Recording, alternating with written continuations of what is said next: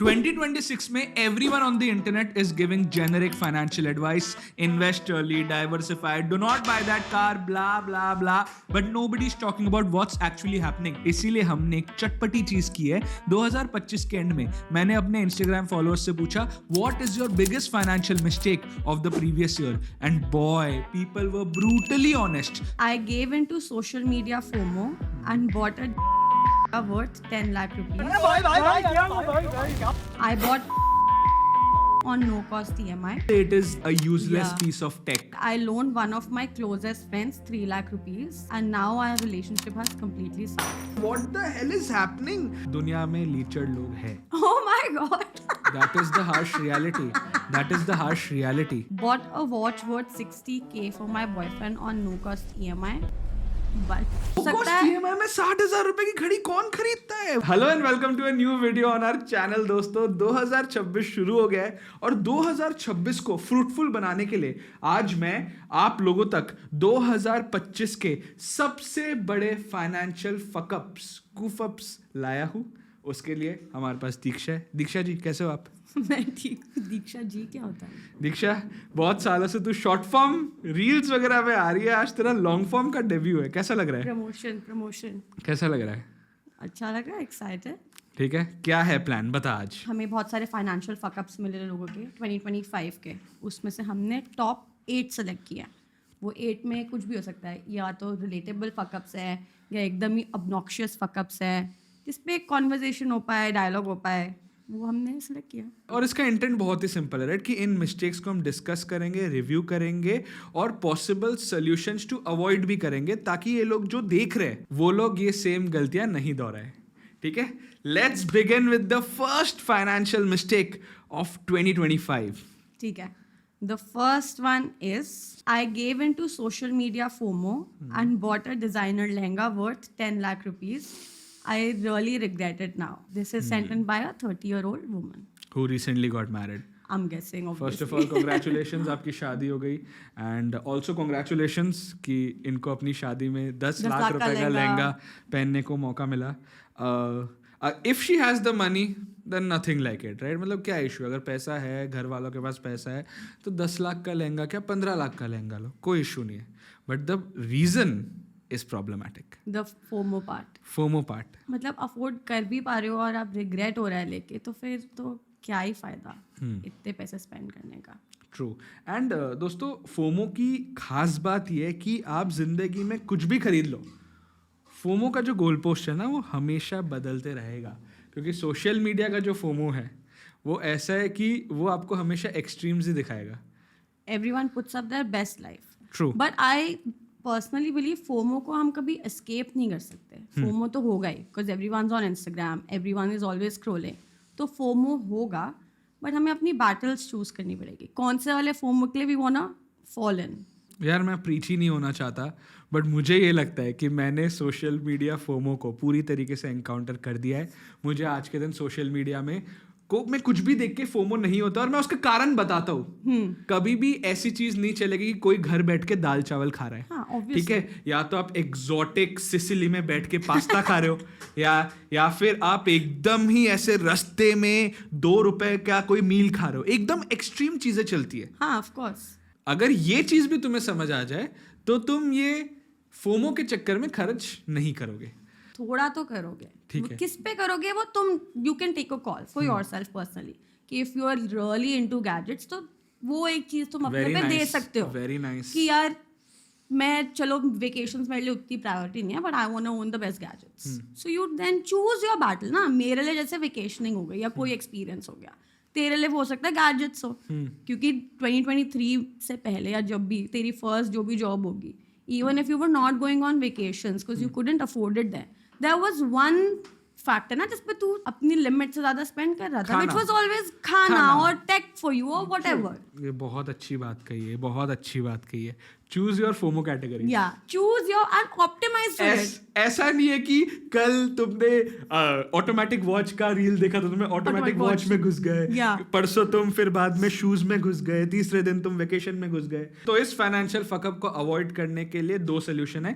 पहले तो be aware of how social media works, और दूसरा choose your villain categories. Yeah. FOMO categories choose करो, उसमें खर्च करो. हर जगह ना जाके खर्च करने की जरूरत नहीं है. That is very very important. अगला फाइनेंशियल चलो. Fuck up. नेक्स्ट वाला है ये वाला हमारे लिए थोड़ा पर्सनल है. आई थिंक हमारा ही फकअप है ये. Okay. Move to Mumbai to make our business grow. दिल में दर्द हुआ ये सुन के. नहीं YouTube की ऑडियंस को इसका कॉन्टेक्स्ट नहीं है. पता. हाँ है ना. 2023 तक दोस्तों हमारा जो यूट्यूब चैनल, इंस्टाग्राम है, सब कुछ बहुत तेज़ी से ग्रो हो रहा था. Right. Every month we were clocking 150-200 million views. And then we thought यार बैंगलोर में बैठे बैठे क्यों करना. हमारी जो ऑडियंस है वो दिल्ली में ज़्यादा है, बॉम्बे में ज़्यादा है. Bombay is also the epicentre of finance and entertainment content both. और हम तो दोनों में ऑपरेट करते हैं, तो हमने सोचा बॉम्बे चल जाते. अगले महीने हम बॉम्बे चले गए. ठीक है.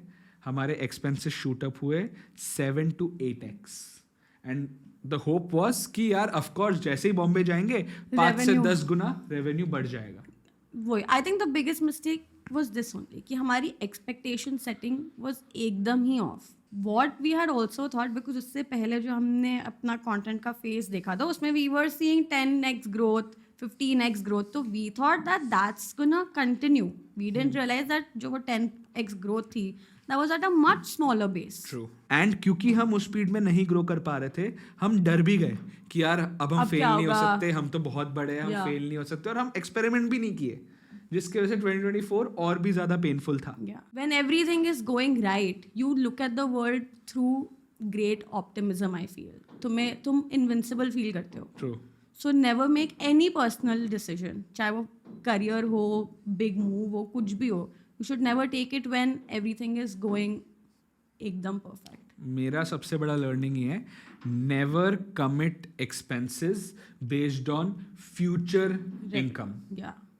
कि तुम्हें लग रहा है कि इनकम बहुत ज़्यादा बढ़ेगी, या फिर तुमने कोई नया क्लाइंट भी लॉक कर दिया, या फिर नई जॉब भी लॉक कर दी, और वो पैसा आने से पहले ही अगर आप अपने खर्चे बढ़ाओगे, then that is a recipe of a disaster. क्योंकि आगे जाके पैसा कभी भी बंद हो सकता है.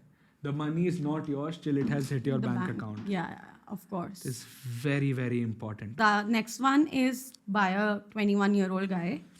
I bought Ray-Ban Meta glasses on no-cost EMI. P.S. I am not a creator. I am a creator. I got a Ray-Ban Meta glasses as a gift. I can still say it is a useless piece of tech. If you're not a creator, why do you need Ray-Ban Meta glasses? What are you trying to like? What will you shoot with it? It is not about shooting. I'll tell you. It's signaling, I know. मैं pickle ball खेल रहा था, ठीक है, और मुझे अपना game record करना था. मैंने जैसे ही पहना, जो बाकी 3 मेरे दोस्त थे कोर्ट में, भाई ये रेबैन मेटा है क्या, है ना. तो more than the shooting part, it is that signalling कि हाँ भाई मेरे पास सारे टेक है, सारे पीसेस ऑफ टेक है. और तू ये सोच, ये तो हमारे एज के लोग थे, राइट. जेनजीज, मिलेनियल पीपल, वो छोड़, people my dad's age also wanted, which I don't understand. Not your dad's age, your dad's. Yeah, my dad. Your dad the other day told you कि उनको Ray-Ban Meta चाहिए. And I was like, क्यों? आप पागल हो गए? आप क्या करोगे क्या आप Meta glasses से? He is someone who doesn't even post on Instagram. इसमें भी गेम समझो कि why is Ray-Ban Meta so attractive? Is because Meta is making those ads. Yeah. And अगर Instagram को FOMO क्रिएट करना आता है, तो Meta जो उनका माई बाप है, उनको तो फोमो क्रिएट करना ऑफ कोर्स आएगा ना. They will make those kick ass ad videos making you believe कि उसके बिना तुम ट्रैवल ही नहीं कर सकते. And I think Ray-Ban Meta ideally एक टॉय की तरह है, जो हमें बचपन में कभी टॉय चाहिए होता था, fancy toy. You get it, you play with it once or twice and then you get bored with it. So even if you want to buy it when you can afford it. No cost EMI पे लेने का तो एक शौकिया चीज़ कोई point नहीं है, because तुम्हारी लाइफ में उसका कोई पर्पस नहीं है, कोई यूज नहीं है, कोई यूटिलिटी नहीं है. जैसे जैसे आप अपनी इनकम पे काम करोगे, अपने करियर में काम करोगे, लाइफस्टाइल पे खर्च करने का मौका मिलेगा. लोन लेके अपने सपने और ख्वाहिशें पूरे मत करो प्लीज. अगला financial mistake. Next one is a little heavy. It's by a 37-year-old man. He says that I loaned one of my closest friends 3 lakh rupees. And now our relationship has completely soured. I to think this is a major fuck up. I personally don't think कोई भी type of relationship, personal relationship should be mixed with money. Like I think these are two very separate things और इन्हें separate ही रखना चाहिए if you actually value your relationship with the person. I personally feel that someone who has come to you and borrows money, it's a very strong thing. कि मतलब बहुत करेज gather करके वो आया. ऑफ कोर्स मैं तो यही करता हूँ, जितना पैसा मैं दे सकता हूँ मैं वो देता हूँ, और मैं उनको बोलता हूँ भाई ये पैसे मुझे नहीं चाहिए, तू देख ले. कोई आ रहा है, जरूरत है, and you have the disposable money that you don't need, give it. But in an ideal world according to me, any relationship, चाहे वो रिश्तेदार हो तुम्हारे, चाहे तुम्हारा फ्रेंड हो, आइडियली तो नहीं करना चाहिए. जैसे I would personally not want to go to a friend or a family member and ask for money, because then even if जैसे मैं तुझसे पैसे borrow करूँ, even if वो जो suppose मैंने 20,000 रुपये ही तुझसे borrow किए, तेरे दिमाग में वो चुप ना भी रहे हो तुझे 20,000 रुपये, but every time I meet you मुझे लगेगा oh my god, ऐसा लग रहा है मैंने ऐसे पैसे दिया. तो that I think मतलब एक underlying टोन तुम्हारे रिलेशनशिप की रीसेट हो जाती है until and unless you pay them back. As a financial planner, ठीक है, what I have experienced is that जब लोगों के पास पैसे आने लगते हैं और अगर उनके आसपास के लोगों को पता चल जाता है कि उनके पास पैसे है, then instances of this borrowing, people coming up to them and borrowing money increases multifold. So the first step is पूरी दुनिया को मत बताओ तुम्हारा नेटवर्थ क्या है, तुम्हारे पास कितने पैसे हैं. कीप इट अ सीक्रेट, पहली चीज, बिकॉज दुनिया में लीचर्ड लोग हैं. Oh my god. That is the harsh reality. That is the harsh reality. दूसरी चीज, अगला financial goof up. I took a loan from an app at 34% for a trip with my college friends. I'm drowning in the interest now because मैं ना principal pay कर पा रहा हूँ ना interest. Simple है, again वही issue है ना कि अभी के अभी सारे experiences करने हैं, कोई patience ही नहीं है ना, खुद में confidence है कि मैं आगे जाके इतना ग्रो कर पाऊंगा या कर पाऊंगी कि मैं ये सारी चीजें अफोर्ड कर पाऊंगा. या हो सकता है ज्यादा कॉन्फिडेंस हो कि ये तो दोनों मैं ही चीजें बहुत ही खराब है. कि हो सकता है ये जैसे कभी लोन ले लिया और ये सोच के कि आगे जाके तो income, like we thought right Bombay जाने से पहले कि आगे जाके तो इनकम बढ़ेगी, तो तब तो मैं आराम से ये EMI अफोर्ड कर सकता हूँ, बट हो सकता है वैसा ना हुआ. बट एक चीज है ना, ये पूरे प्रोसेस में वी हैड सेविंग्स, एक बार भी कोई डेट में नहीं आ पाए. इमेजिन ना, इतने बड़े सेटबैक के बाद भी touch wood we could continue what we are doing. चीजें कट करनी पड़ी but we could continue what we are doing. But अगर आप वेकेशन के लिए लोन ले रहे हो 21 में, तो आप क्या कर रहे हो लाइफ में यार. मतलब 21 में जब मैं था, वापस मैं ये चीज़ बोलूँगा, लोनावला गया था एक दिन के लिए, फिर 2020 में गोवा गया, फिर पैसे बने तो थाईलैंड गया. धीरे धीरे लाइफ में जैसे जैसे तरक्की हुई वैसे वैसे वेकेशंस भी बेटर हो गए. ये तो मुझे तो लगता है सारी ZNMD टाइप मूवीज का ही प्रॉब्लम है. ये वॉन्डरलस्ट के चक्कर में जो लोन पे लोन लिए जा रहे हैं हम लोग is pointless. Like you will not even be able to enjoy the vacation right. हर महीने जब तुम्हारे बैंक से वो पैसा कटेगा EMI का, तो तुम्हें पिंच ही करेगा. So those good memories that you created on that vacation will be overridden by that constant feeling of being under pressure to pay back that money. What is no cost EMI? You are giving away a part of your future earnings for a very long time for a short term gratification. Agla financial goof up. So this is a 27-year-old girl. I left my stable job to freelance without any major savings. Now I'm trying to go back to the job market, but I can't find any good jobs. Growth के लिए psychological safety बहुत ज़्यादा ज़रूरी है. ये freelancers भूल जाते हैं. अगर एक फ्रीलांसर को अगले महीने के रेंट के लिए क्लाइंट ढूंढना पड़ेगा, वो कभी भी ग्रोथ मोड में जा ही नहीं सकते. वो हमेशा सेफ मोड नहीं, फायर फाइटिंग मोड में जाओगे. Ideally, why do people freelance? Because they want to do the kind of work that they enjoy, right? You want थोड़ा freedom, creative freedom हो गया, तुम्हारा time का freedom हो गया. You want to own your own time, right? You want to work on your own time. True. You want to work on projects that you like, not just because तुम्हें करना पड़ रहा है. But अगर तुम्हारे पास वो safety net ही नहीं है savings का, then you're back in the same boat ना. You will have to take up any job that comes your way. कितने सारे लोग एक महीना फ्रीलांस करते हैं फिर वापस जॉब मार्केट में जाते हैं. I don't think इसका एक और solution भी है. बताओ. कि if you want to start out as a freelancer and you have a job, dip your feet थोड़ा थोड़ा करके. Lovely. Start freelancing Lovely. while you still have your day job, because Lovely. 9 to 5 होगी या चलो 11 to 7 होगी, 11 to 8 होगी, you still have time, right?